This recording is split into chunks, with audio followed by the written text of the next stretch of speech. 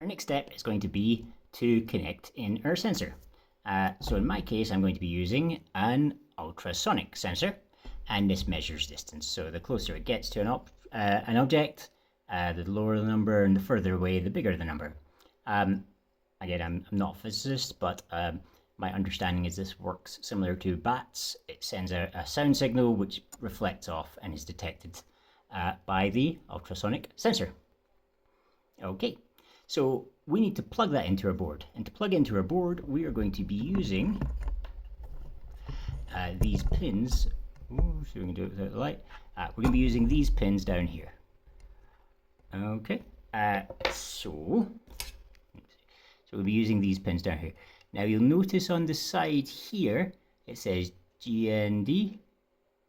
Oh, sorry, it says +5.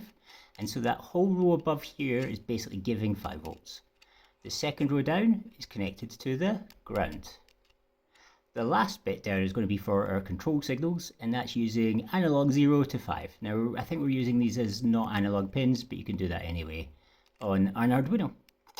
Okay, so we need to connect these ones to the correct places. So I've got these really nice, they're very, very nice wires. Very exciting. And I've pulled off a couple here. So I've got a red and a brown one. Now, again, the colors don't actually matter, but they just make it easier for you to understand what's going on. So in my case, I'm obviously going to connect my red into the voltage. Now, it's not called +5 on this one, it's called VCC. So generally, if you see VCC, that means the power in, and then the easier one to get is GND on the other side, and that is our ground. So, blah, blah, blah, like so. And like so. And then I'm going to connect those onto the board using, oops, almost lost the phone. I'm going to connect those onto the board using, excuse me, that's things getting in the way here. There we go. Hopefully you can still see that. It's a bit off angle, but still. Okay, I'm going to connect those onto the board.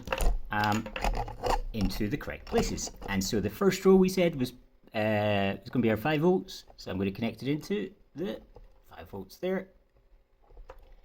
And the next row is going to be my GND. So I'm going to connect it into there as well. Okay, so that's basically giving my sensor power.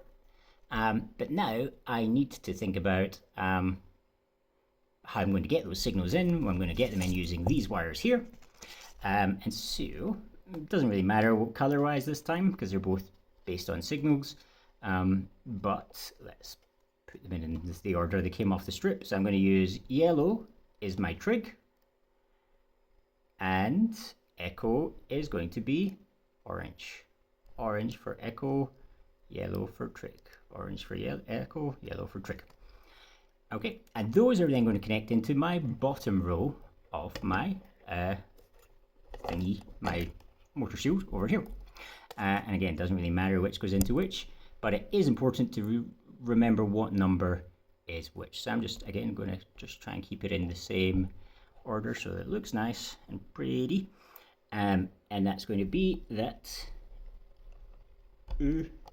orange is going into 4, and the yellow, if I can get it right, there we go.